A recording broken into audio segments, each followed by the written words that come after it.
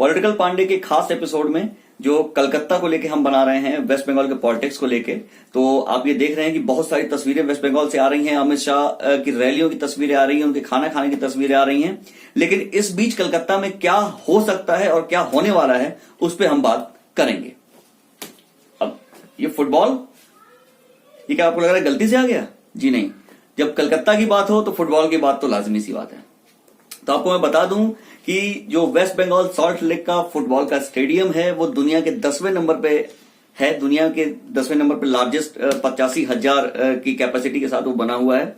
इसके पहले 2011 तक, रेनोवेशन से पहले, वो दुनिया का दूसरा सबसे बड़ा फुटबॉल का स्टेडियम था। लेकिन रेनोवेशन के बाद उसमें सीटें कम की गई हैं, कुछ आधुनिक सुविधाएं उसमें जोड़ी गई हैं, जिसकी वजह से वो दूसरा 10वें स्थान पे आ चुका है। इंडिया का एकमात्र स्टेडियम है जो इंटरनेशनल स्टैंडर्ड पे खरा उतरता है। और मोहन बगान का नाम तो सबने सुना ही होगा। जी हाँ, वही फुटबॉल टीम। तो आप सब वाकिफ हैं फुटबॉल के बारे में, कोलकाता के फुटबॉल प्रेम से। मैं जब कलकत्ता में पत्रकारिता करता था तो उस दौरान 2004, 5 और 6 के दौरान में कई बार जो है वो कई बड़े लीजेंड से मिला था। उसमें मैराडोना भी शामिल है, पिछले दिनों जिनका देहांत हुआ। तो उनसे मुलाकात हमारे पत्रकारिता के शुरुआती दिनों में कलकत्ता की वजह से ही हो पाई थी। तो आइए अब पॉलिटिक्स की बात करते हैं, फुटबॉल को रखते हैं साइड में। तो मैं बात करूंगा, टैली जो करने जा रहे हैं वो बात करने जा रहे हैं हम 2019 के लोकसभा चुनाव से। तो लोकसभा चुनाव में बड़े इंटरेस्टिंग डेटा जो है वो आपको मिलेंगे, जो आपको बताने जा रहे हैं कि ममता बनर्जी की जमीन इतनी सीटें हारने के बाद भी कम नहीं हुई है। तो पहले एक छोटा सा आंकड़ा कि 2014 में जो आप देखेंगे कि 2014 में टीएमसी के पास, एआईटीएमसी जो पूरा नाम है, ऑल इंडिया तृणमूल कांग्रेस, उनके पास 34 सीटें थी। टोटल 42 लोकसभा की सीटें हैं वेस्ट बंगाल में, इसमें 34 सीटें ममता बनर्जी यानी टीएमसी के पास थी और सिर्फ 2 सीटें जो हैं वो बीजेपी के पास थी। और 2 सीटों में से एक सीट जो है बीजेपी जीत के ज्यादा आई थी पिछली 2014 चुनाव में, मोदी मैजिक के बाद। और उसके पहले चुनाव में ऐसी स्थिति नहीं थी, बीजेपी की स्थिति काफी कमजोर थी, चौथे नंबर की पार्टी हुआ करती थी। लेकिन 2019 में हालात बदले, मोदी का मैजिक हर जगह था और वहां भी दिखा। और 18 सीटें, 2 सीटों से 18 सीटें बीजेपी लेके आई और 34 सीटों से सीधे 22 पे सिमट गई थी टीएमसी। अब आपको ये आंकड़ा देख के लगता होगा कि टीएमसी तो बहुत ही नीचे आ गई और बीजेपी काफी आगे बढ़ गई।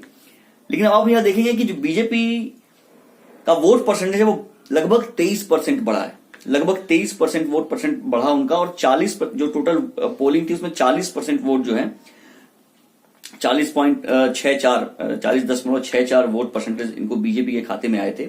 लेकिन टीएमसी के खाते में आए थे 43% वोट। जी हाँ, और सबसे आश्चर्य की बात है कि टीएमसी ने भी वोट परसेंटेज में गेन किया था 2019 के चुनाव में। भले ही वो 3.5% का वोट परसेंट का गेन था, लेकिन टीएमसी भी गेन पे थी, एज पे थी। और उसका जो वोट परसेंटेज है वो वनिस्पत बीजेपी 40% के 3%, 3.5% करीबन ज्यादा है, जो कि 43% है। तो आप देखेंगे इन आंकड़ों के बीच में जो आप झांकने की कोशिश करेंगे तो आपको लगेगा कि टीएमसी काफी मजबूत स्थिति में है। तो सिर्फ विनर्स सीटों के आधार पर आप ये नहीं कह सकते कि बीजेपी बहुत मजबूत स्थिति में आ जाएगी और उनको मतलब लड़ाई झगड़ा ज्यादा नहीं है यहां पे और आसानी से वो ममता बनर्जी को हरा लेंगे। नुकसान जो हुआ है सीपीआईएम को हुआ है काफी ज्यादा। लगभग हर साल उनके वोट परसेंटेज घटते जा रहे हैं। 4% के करीब पिछली बार कम आए थे, उसके पहले 3% के करीब कम आए थे वोट। कांग्रेस को बड़ा नुकसान हुआ था 2019 में, 17% वोट परसेंटेज उनका नीचे आया था। ये जो डेटा बता रहा हूं ये आपको बता रहा हूं 2019 चुनाव के, क्योंकि 2019 के बाद राजनीति काफी बदली है, बहुत तेजी से देश में बदली है। तो इसका जिक्र जरूरी है। हम अभी टैली करेंगे, फिर से जब हम आएंगे तो हम टैली करेंगे कि जो असेंबलीज हैं, जो लेजिस्लेटिव असेंबली एरियाज हैं, वहां किस तरीके से हालात बदलने वाले हैं।